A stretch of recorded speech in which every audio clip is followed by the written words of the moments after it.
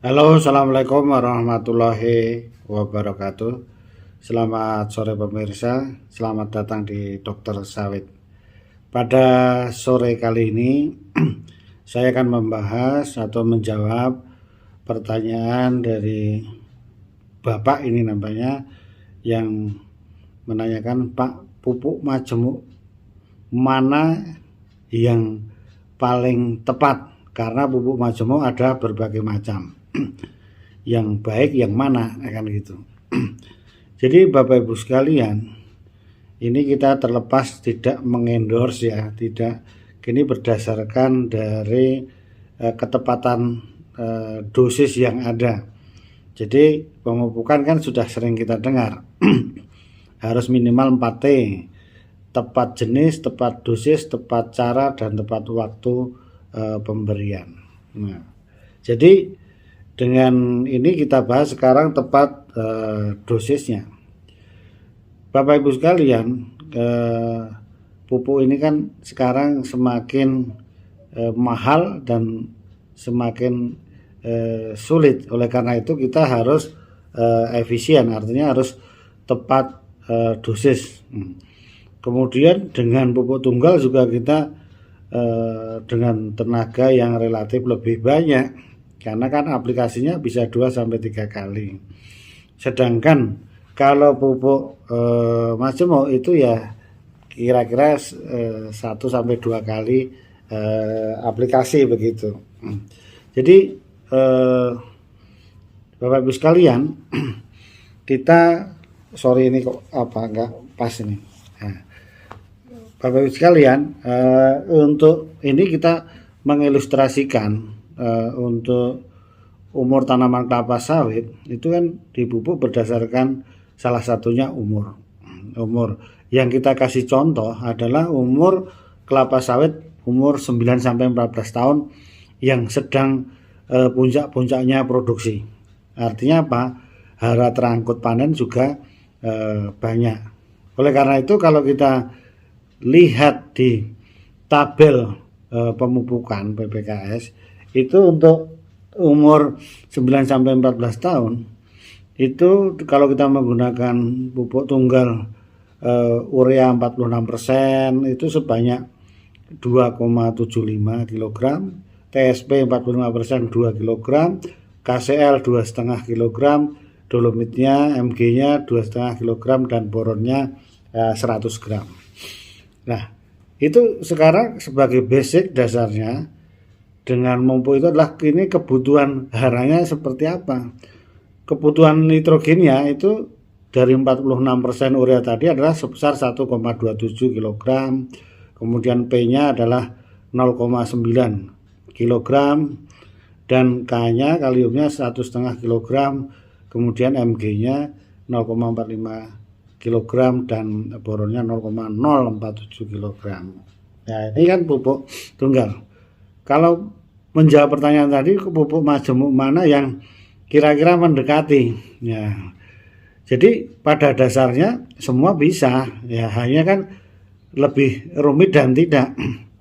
Misalnya kita mau menggunakan 15-15-15 juga bisa, 16-16-16 juga bisa. Hanya nanti nambah pupuk tunggalnya kan begitu. Karena ngepaskan tepat dosisnya jadi lebih sulit. Nah, itulah makanya kalau pupuk majemuk itu lebih bagus bisa pesan tailor made kan gitu. Mana yang bisa lebih sesuai. Karena pupuk diproduksi tidak hanya untuk kelapa sawit saja. Nah, itu yang perlu diperhatikan.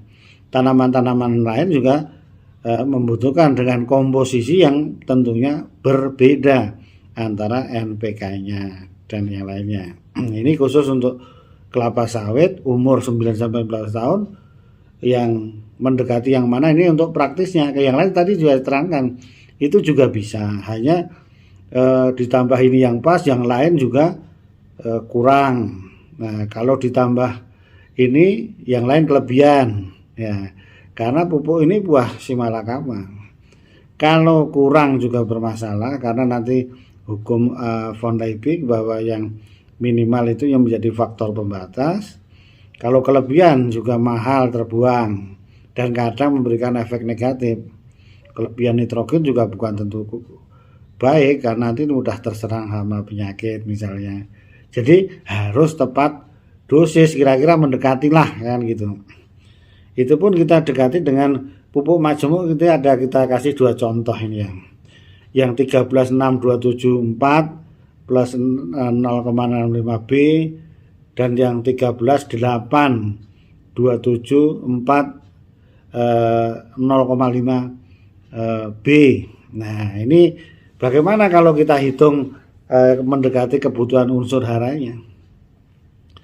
Jadi kalau ini kita hitung masing-masing dengan pupuk NPK 136274 0,65 B, kebutuhan haranya 1,01, sementara apanya 1,27, bolehlah kurang-kurang sedikit kan gitu.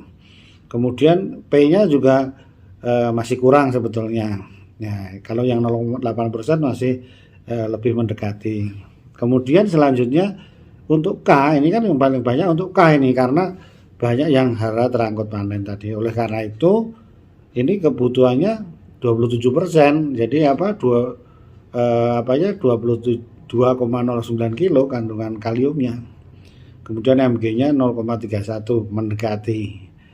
Jadi ya nggak pas-pas sekali, tapi ya lumayan. Kemudian boronnya. Jadi kalau untuk trace elemen atau pupuk mikronya itu ya tergantung pada daerahnya. Ya kalau daerahnya memang tidak defisiensi mikro ya tidak yang pakai boron, misalnya tidak pakai Te, karena mahal, pupuk boron ini mahal. Jadi ini mudah-mudahan bisa menjawab bahwa pupuk yang mendekati ini di luar apa ya, di luar keaslian pupuk. Kita ngomongkan dari hitung-hitungan unsur hara dari tepat dosisnya, ya, pas tidak atau mendekati. Jadi Bapak Ibu sekalian, kalau bisa dinaikkan sedikit dari 7,75 kilo juga nanti akan bisa pas gitu. Jadi ngecasnya itu bisa dihitung dari dosisnya. Nah, itu bisa dihitung-hitung. Memang ada yang kurang sedikit, ada yang bisa pas kan gitu. Memang kalau pas sekali adjustnya ya ditambah lagi pupuk tunggal, tapi itu tidak praktis. Ya karena tujuannya pupuk majemuk itu adalah supaya praktis. Nah, meskipun tidak pas sekali seperti pupuk tunggal. Demikian, ini mudah-mudahan bisa menjawab pupuk majemuk mana yang praktis lah, kira-kira kan begitu. Tapi pada dasarnya ya bisa dipakai semua, hanya perlu hitungan yang lebih cermat lagi. Itulah kesimpulannya. Demikian pemirsa, mudah-mudahan bisa bermanfaat bincang-bincang kali ini. Terima kasih atas perhatiannya. Assalamualaikum warahmatullahi wabarakatuh.